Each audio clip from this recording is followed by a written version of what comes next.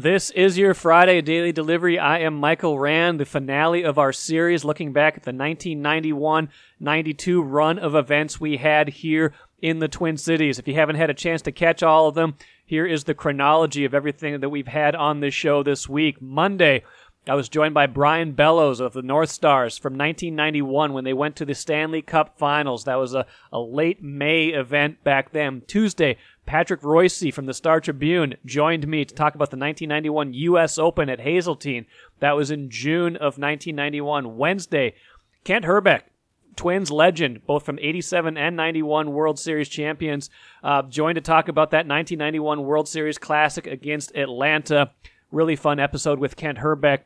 Thursday, talked about the Super Bowl that was here just, in January of 1992 at the Metrodome, everything that went into that. And today, talking about the Final Four with Chip Scoggins, that Final Four, again, that was at the Metrodome just a few weeks after the Super Bowl. So hope you guys enjoy this episode. Let's get into it with Chip Scoggins right now on Daily Delivery.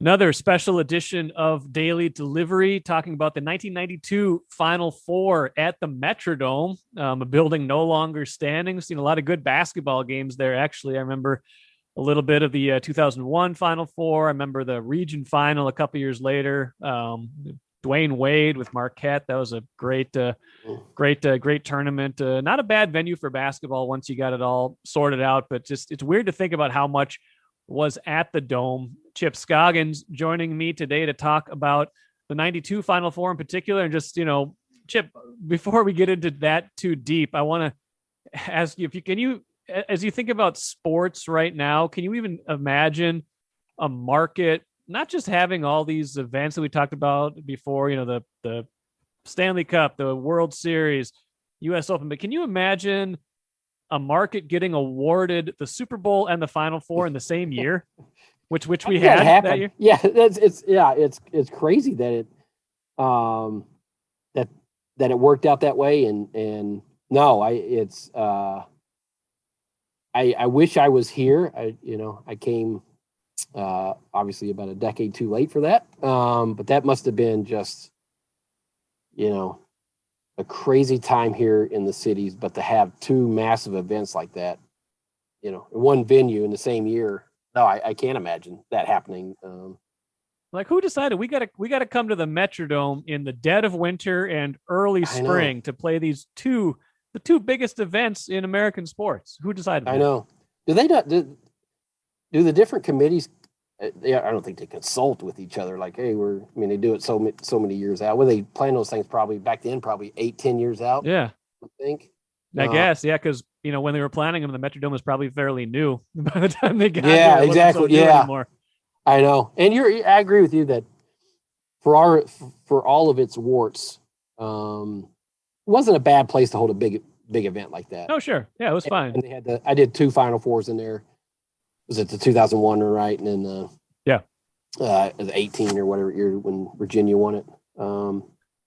It was a good place, and I think people enjoyed maybe not our weather, but the setup that they had in the Metrodome was good for those big events. So the Final Four that was here, with U.S. Bank Stadium, U.S. Bank Stadium was the one in 18. It won, and I guess it was 19. That was in U.S. Bank Stadium, the 18-19 season. Yeah. The last one until this year, because imagine if the pandemic had wiped out the one we were going to host.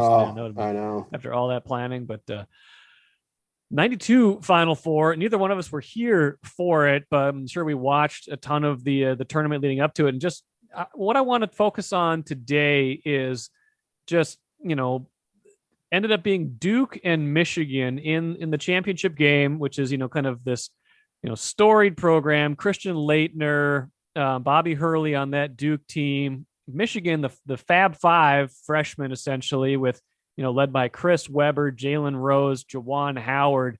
What I want to get from this in particular is how fundamentally that Michigan team, you think, kind of changed the way we look at college basketball and, kind of paved the way for, some of these, freshman sensations as they went forward, but also, how rare it probably would have been to keep that team together for more than 1 year, which they were able to do at that point.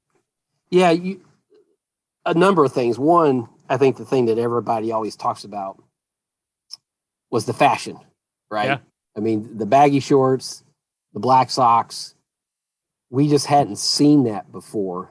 And so they were this kind of cultural phenomena with the way they wore their uniforms. And after that, we saw the baggy shorts, and they kept, by the end, I know the short shorts has kind of come back now, but the baggy shorts are down past the kneecap, you know.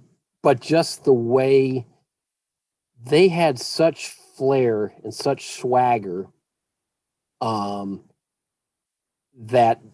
they kind of were just this rock star personality of a team. And the fact that they were all freshmen and they had this bravado and trash talking and were fearless. And I had read something one time, and I totally agree with that, that this was the first time that was all about the players, right? Before it was like coaches and, programs. Programs. Yeah. I mean, think about when Michael Jordan was a freshman, and what was the old joke that the only one that could hold him under 20 points was Dean Smith. Yeah, right. You kept him under wraps. It was about the programs, about the coaches. And all of a sudden now you have these 5 big personality freshmen who are flying up and down the court, and they had swagger and the long baggy shorts and the black socks. And there was just something new, something different. And the way they played and just the way they won, I think it just captured everyone's attention. And this was back when, I felt like college basketball was still, the tournament is always going to have a lot of eyeballs, but, and maybe I'm the old man, screaming at the rain cloud here, but I think the thing that one of the reasons we fell in love with college basketball is because you got to know the teams, because they stayed together for a long time, whether it was, the Georgetown teams or those UNLV teams or the Duke teams that Christian Laettner felt like he played forever. And you come to love them or hate them, and all those, think about this, all those Michigan kids came back this next year. Yeah. That would not have happened. That would not happen today. Not a chance. You might have one of them come back. And so for that second year, they became this team you either loved or hate. And because we knew them. And I just don't know that we're going to have that in college basketball ever again, where you have freshmen that play at that level and are that good say, you know what, I'm coming back and playing the sophomore year. And so I don't know if that was the last team I felt that way about. I'm sure there were more after that, but it was in that era where we felt like we knew the players more. It wasn't as basketball wasn't a layover to the degree it is right now. So I think it was the fashion. I think is the fascination of having 5 freshmen, and that's the other thing.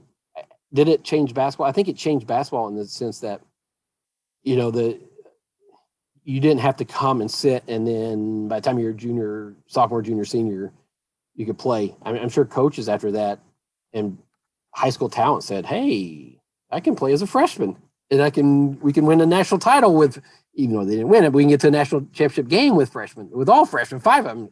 I mean, who would have thought before then that you could take a college basketball team with 5 freshmen and get to the national championship game? That was unheard of, right? You had to be an older team. That was the kind of the model, take your lumps early on in your career, and then you'll be better as you play more games together and you get older. And this team came in and said, no, we're freshmen. We're going to go to the national championship game. So I think all these different factors really made them an iconic group that even today, I have high school kids, they know about the Fab Five, and they've read the books, and they realize kind of how unique that team was.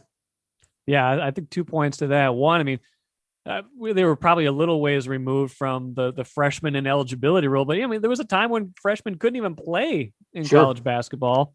And 2, the talking about the iconic stature, and we talk about, you hear athletic directors talking about, and even university presidents talking about, the athletics being kind of the front porch to the school and kind of being the what really puts a school on the map. I remember applying to the University of Michigan, probably in part because when I was, probably a sophomore when that Final Four was happening, like partly because the basketball team was such a big deal and you knew a lot about this school because of their athletic prowess. Oh, without a doubt. I mean, yeah, it's the attention that they gained for that school and that program over those 2 years. I mean, I don't know, you could put a price tag on that. And, so yeah, I mean, they became kind of and I'm sure there were people that just couldn't stand the way they played. Sure. I think I read something where, Jalen Rose, after I don't know if it was to go to the Final Four again for second year, but he called himself the villains, or, they referred to them. So they sort of embraced, that, kind of reputation that they had of being, braggadocious and trash talking. And so, yeah, but it's, I mean, just the attention that they brought to college basketball. I mean, it's still today. I mean, I bet I would be willing to bet if you ask people of a younger generation, like high school kids now, about 5'5", did they win a national title? They'd probably say, yeah. Right. Even though they didn't, right. They won. Yeah, they won. Beat them pretty handily. And then right. The second year, obviously the Chris Webber timeout, against North Carolina. But no, they're still, I mean, I think the influence they had on, a generation of players after them because when did the one and done start, Mike? That was. Well, I was going to ask you that. After that. Because I feel like that kind of, even though they all came back and they tried to win a title together, I feel like we started to see that not too long after that because they had such success as freshmen, then all of a sudden, couple of years after that, you had Kevin Garnett being the none and done. You started seeing a few more of the straight, preps to pros guys. You started seeing more of the one and dones. And I kind of think that they were, even though they weren't one and dones themselves, by being so good and having such a high profile as freshmen, that kind of maybe started a little bit with that Michigan team. Yeah, I wouldn't doubt that at all. I think probably just it altered the opinion of freshman basketball players, and that they're ready and that they could come in and play right away and be stars right away. And so, and then I'm sure you had a younger generation of kids that were early teens coming up that were watching them. And then all of a sudden you have a Garnett or a Kobe, that does the straight to the NBA. And so that obviously then that changes it too. But I think I'd be willing to bet if you talk to a certain generation of kids, and I don't know who it would be, that were a little bit younger than the Fab Five, I guarantee you they absolutely said the way they played as freshmen shaped sort of how they viewed their career arc, that they didn't have to go to college for 4 years or 3 years, that they could go in and be stars right away and wear the baggy shorts and, play on big stage. So I think without a doubt, it changed the way people viewed freshmen basketball players coming into college. Oh, what's extra fascinating too is you think about like basketball now, and Duke back then, which beat Michigan 71-51 in that championship game at the Dome in '92. It was Cincinnati and Indiana were the other two programs there. Indiana, another one of those storied programs. But you think about Duke now. I mean, back then they were kind of one of those schools that had guys for 3 or 4 years, had these teams built kind of that way. There was Grant Hill, Christian Laettner. That was the year that Laettner made the shot against Kentucky to get to the Final Four, even in that region final classic. Duke, by and large, now is comprised of one and done guys. They're the McDonald's All-American team because they can recruit that way, and that's the way college basketball has gone. Yeah, I mean, well, yeah, you think about that Duke team. I mean, heck, it felt like they played forever. Right? They kind of did. They did, yeah, and that also showed Krzyzewski, he looked at it and realized, okay, that model is done. The thing to do now is get the one and dones. And he kind of reinvented himself. They became like the model of right dones. But that's the thing now. And I do wonder with the one and done and the one-time transfer rule, if we're ever going to view college basketball in the way that we did when we had those teams that were together for multiple years. I think the one thing that creates popularity, and I'm not saying it's right or wrong. I'm just saying it's the way of the world now. But I think the one thing that creates interest and attention on things is familiarity. And when you have, like I said, those Georgetown teams that were there for a long time, and St. John's, and the old Big East teams, and the UNLV teams that were together for multiple years, and you just became familiar with them, and like you either gravitated to them because you loved them, or you didn't like them because whatever, you just developed hatred for them. So college basketball now is so topsy-turvy with these transfers, and you're just not going to get to know teams at all. I mean, teams are not, as always said, back in the day, those teams grew together. Now they're thrown together. And there's a big difference, and I just think that'll have an impact on the way people – the tournament always is going to be big. Every year people are going to watch it. But I think just in terms of watching a season, I do wonder how much viewership will be down because people just feel like they don't know these teams or know who the players are. Yeah, I think it's a big shift in college basketball. You probably see it some in college football, but it's less noticeable. It's probably less seismic just because rosters are so big and you can't just, it's hard to go to a new team and fit into a new scheme. Basketball, you can come in and kind of be an impact player right away to different schools. As long as you can play, as long as you learn kind of that system and can play with four other guys, you can pick that up in basketball and be an immediate impact player. So, probably that makes what Michigan did, almost 30 years ago, even that much more, amazing, is that they were doing it at a time where a lot of these teams were together for 2-3 years. And, here's these five guys who come in and all of a sudden they're as good as anybody else. Well, and that was, I think we said, the narrative was, and I don't know how prevalent it was, but, you couldn't win with five freshmen. Right. They don't have the experience, right? There's no way you could win with five freshmen. You got to have experience. You got to be through the battles and all that. Right. And so this was something new. It was like, hey, we got five guys who are freshmen that are doing these amazing things. And so you do wonder, like, did that change the way coaches, their strategy, not just, obviously Michigan, but around the country, if they said, you know what, I can play freshmen. I don't have to be stuck in this model of, okay, I need to have a veteran team because that's the only way you can win. If they went out and told guys, I'd probably use it in recruiting. Hey, look what Michigan did.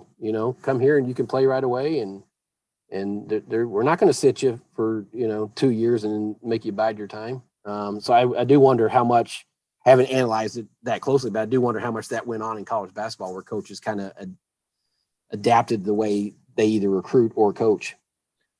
Nowadays, if you had five really good freshmen, you'd probably be a preseason favorite to win it all. And then, you know what?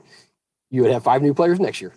Absolutely. Well, Chip Scoggins, great stuff. Thanks for helping us remember the 92 Final Four, but also just kind of how that Final Four kind of set us up for the next 30 years of college basketball. Appreciated you joining the special edition of Daily Delivery. Hope everybody enjoyed all of these as well. We'll be back next week with regularly scheduled episodes as the sports calendar picks up fast and furious again. Chip, have a great rest of the summer. I'm sure we'll talk to you soon. All right. Thanks, man. Great stuff with Chip. Loved his perspectives. He was obviously a huge college basketball fan back then, remains that way right now. By way of just tying some stuff together, here's a few other facts about that Fab Five Michigan team. They were only like 17-8 towards the end of that season. They started to get hot, and then they went on a big tournament run. So it wasn't like this team was just dominant from start to finish. They really kind of did need some time to build up to that, and you could see their progression as the year went on. Specifically, by how they played the Gophers. They lost to the Gophers early in the year at Williams Arena, 73-64. But as they got hotter later in the season, they blasted the Gophers by 25 points in Michigan towards the end of that regular season. The Fab Five was not their 5 leading scorers, as a matter of fact.